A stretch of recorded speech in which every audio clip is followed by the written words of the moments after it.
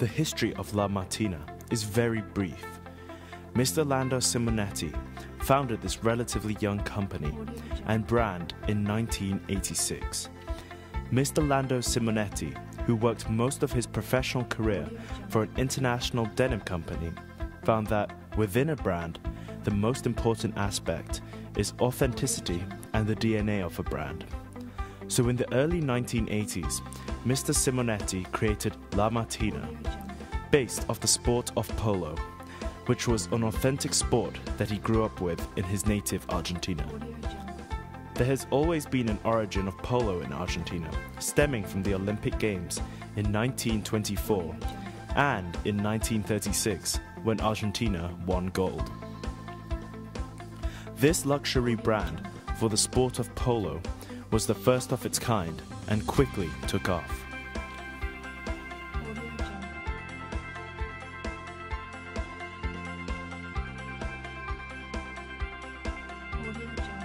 Since the beginning of the company's history, it has had strong core values. Simonetti wants the brand to represent high luxury in order to parallel the sport of polo itself. Last year, polo wear reached up to $200 million in profit, with only a small percentage of this being attributed to La Martina. To start off, the company sourced over 65% of its materials locally in order to emphasize its strong Argentinian roots. With only 50,000 polo fans worldwide, expansion into the fashion industry was an easy cop-out for a company looking to thrive and expand as a global brand. Due to its initial low budget, La Martina was forced to rely on word of mouth as its main technique for marketing. As the economic status of the country of Argentina has been struggling over the past half-decade, La Martina has seen its retail store sales decreasing due to Argentina's decrease in tourists. This economic turmoil has caused other luxury brands to leave the country, which both gives La Martina more market share but also decreases competition that always helps any company reach their goals and benchmarks. La Martina, despite its resistance to large growth, will be opening 15 stores worldwide throughout 2013. The company has lowered the materials sourced from Argentina from 65% to 20%. However, pertinent technical equipment such as saddles, knee guards, and helmets continue to be sourced 100% from Argentina. In the future, the company looks to launch another website in 2014 and expects to have 35% of the total turnover of the company come through this site. La Martina's main challenges have been avoiding brand dilution and staying true to their heritage and focus on polo. They have decided to make their brand more exclusive and remain closer to the game of polo. This was a difficult business decision to make as it prevented them from trying to maximize their profits and expand rapidly to become a big apparel brand like Ralph Lauren. In order to avoid brand dilution, they have decided to design and make most of their products in-house. Although this has given them more control over the brand and their products, doing so is a challenge because it costs a lot more than licensing out the brand, as they have done in the past. Moreover, their new strategy involves selling their apparel through their own stores. Although this has many advantages, this strategy has slowed growth for La Martina, as opening their own stores requires heavy capital investment. Another issue that they have had to overcome related to brand dilution has been the problem of fakes. They have also decided to stay true to their sport and have since increased their ties to professional clubs and have made catering to players their main priority. This strategy is challenging in that it has forced them to forget aspirations to sell their products to a larger audience and limits their potential profit and revenue to a small degree. However, the brand was willing to make this sacrifice to stay true to its roots and remain a polo gear brand rather than just an apparel company. Simonetti decided to steer the company away from old practices and move towards a new business strategy. The first step relied on moving away from mainstream fashion.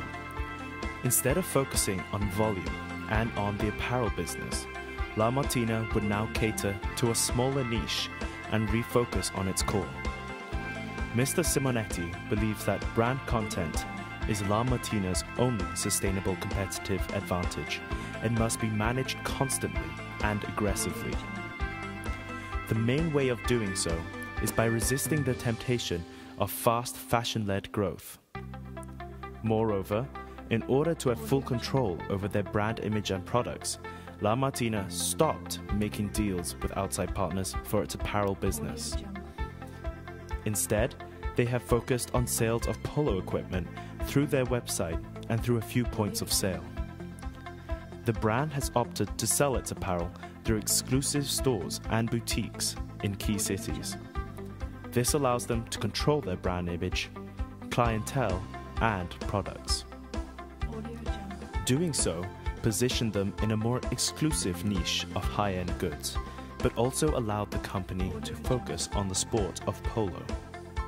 Their new business model is in fact built around a greater emphasis on professional polo. The company has a 4-level customer hierarchy, which prioritizes products for professional polo players, then casual players, aficionados, and finally fashion consumers. La Martina wishes to return to a niche market of polo players, smaller but loyal, less volatile to trends, and which enables the company to maintain its original brand image and reputation. They want to keep an elite clientele and by association position themselves as an upscale brand. The company has undertaken a series of steps to avoid brand dilution and make the brand image more glamorous. It has since sponsored many events, such as the Maserati Miami Beach Polo Tournament. The company has also increased its ties to professional clubs. La Martina has been designated the official supplier of the Argentina polo teams by the Argentinian Polo Association, as well as the official supplier of Federation of International Polo at all international tournaments. In addition to the various national teams, La Martina also equips the university teams from Harvard, Yale, Oxford, Cambridge, and the College of St. Xavier in Mumbai, as well as the English national team. Moreover, the company has decided to stay close to its Argentine roots. About 20% of materials continue to be locally sourced. Those for the technical equipment, such as the saddles, knee guards, and helmets, again are 100% from Argentina.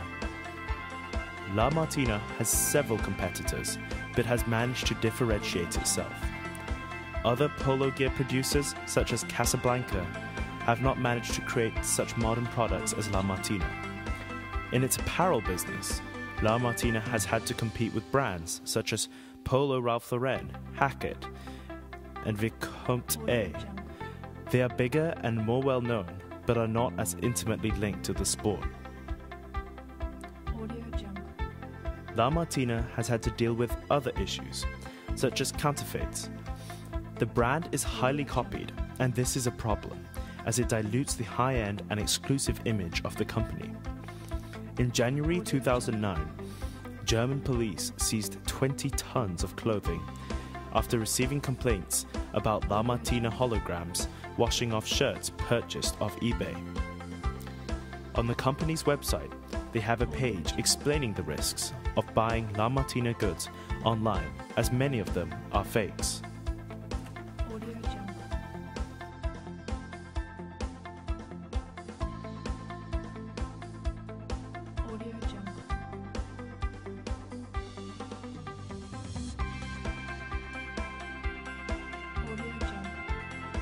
Looking at La Martina's future, it is vital that La Martina continues to invest in research for polo equipment.